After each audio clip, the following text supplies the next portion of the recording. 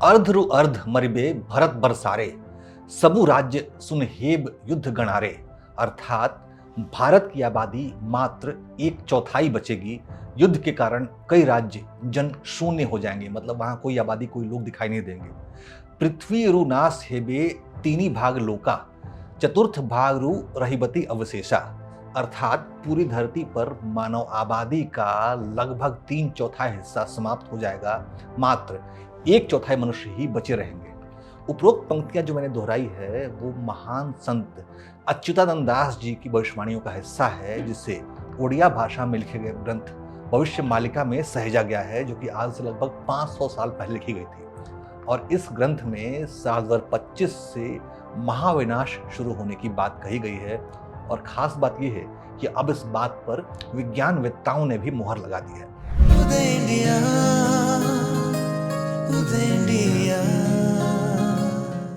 नमस्कार, उदय India digital में स्वागत है आपका। मैं हूं अंशुमान आनंद। भविष्यवाणियों का संसार बड़ा ही विचित्र है। उस पर से भी संत अच्युतानंद दास जी की लिखी हुई भविष्य मालिका इन दिनों बेहद चर्चा में है। 16वीं शताब्दी में लिखी गई इस पुस्तक में साल 2032 से सत्य युग के आने की भविष्यवाणी की गई है, और उसके पहले यानी साल 2025 से लेकर 2032 तक कई तरह के विनाश की आशंकाएं जताई गई हैं। इन भविष्यवाणियों पर लगातार चर्चा हो रही है, लेकिन आश्चर्य की बात यह है कि अब विज्ञानवेत्ताओं ने, यानी विज्ञान के विशेषज्ञों ने, विज्ञान के जानकारों ने भी भविष्य मालिका में लिखी गई बातों पर मुहर लगानी शुरू कर दी है।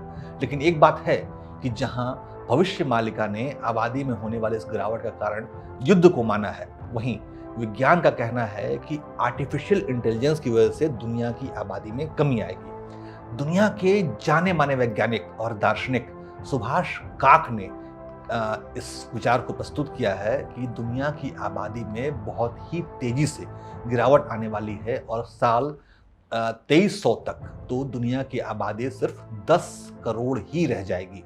काक साहब का कहना है कि दुनिया की आबादी में ये गिरावट किसी न्यूक्लियर अटैक की वजह से नहीं आएगी, बल्कि वो इसलिए होगा क्योंकि आर्टिफिशियल इंटेलिजेंस हमारी नौकरियों को एआई से रिप्लेस कर देगा। हम दर्शकों को बता दें कि सुभाष काक एक प्रसिद्ध वैज्ञानिक और दार्शनिक हैं, जो कि भारतीय मूल के अमेरिकी हैं और अमेरिका के ओक्लाहोमा में कंप्यूटिंग साइंस के प्रोफेसर हैं। वेद, कला और इतिहास पर काक साहब के कई शोध पत्र जो हैं वो किताबों के रूप में प्रकाशित हुए हैं और बेस्ट सेलर रहे हैं। सुभाष काक कश्मीर में पैदा हुए और उनकी शिक्षा दीक्षा दिल्ली में हुई है। सुभाष काक ने वेद और वैदिक ज्योतिष का गहन अध्ययन किया है और उनकी वैज्ञानिक व्याख्या भी की है। आधुनिक विज्ञान में सुभाष काक का योगदान भौतिक शास्त्र यानी फिजिक्स और कंप्यूटिंग साइंस में है। उन्होंने आर्टिफिशियल इंटेलिजेंस पर बहुत काम किया है और एक बेस्ट सेलर बुक भी लिखी है। इसका नाम है the age of artificial intelligence, यानी कृत्रिम बुद्धिमत्ता का युग। काक साहब, जैसे कि आप जानते हैं, कंप्यूटिंग साइंस के एक्सपर्ट हैं और उन्होंने अपनी गणना, अपनी कैलकुलेशंस के आधार पर यह निष्कर्ष निकाला है कि साल 2100 तक दुनिया की आबादी में तेज गिरावट देखने को मिलेगी। इसके बाद अगले 50 साल में इसमें स्थिरता आने लगेगी, लेकिन उसके बाद जो अगला 50 साल आएगा उसमें धरती पर मानव आबादी में फिर से बहुत तेजी से कमी आने लगेगी।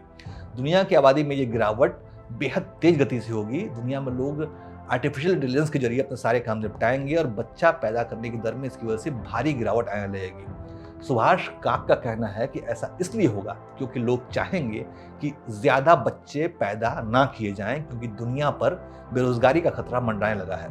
इसीलिए लोग बच्चे पैदा करने से उदासीन हो जाएंगे।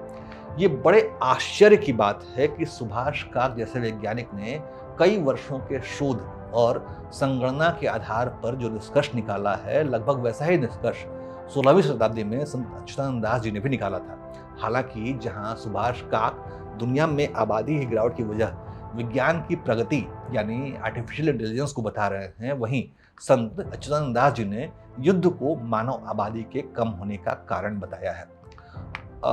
अब युद्ध वाली जो बात है उसके आसार हम लगातार पूरी दुनिया में देख रहे हैं। भारत पाकिस्तान में युद्ध हो चुका है, रूस यूक्रेन का युद्ध बहुत ही गंभीर रूप ले चुका है और ये खतरा बताया जा रहा है कि कहीं रूस यूक्रेन पर न्यूक्लियर अटैक ना कर दे। हमास और इजराइल अपनी अपनी जिद पर अड़े हुए हैं और जबरदस्त नरसंहार दोनों तरफ से हो रहा है। मिडिल ईस्ट और अफ्रीका के कई इलाकों में गंभीर तनाव की स्थिति है जो कि कोई भी युद्ध का रूप ले सकती है।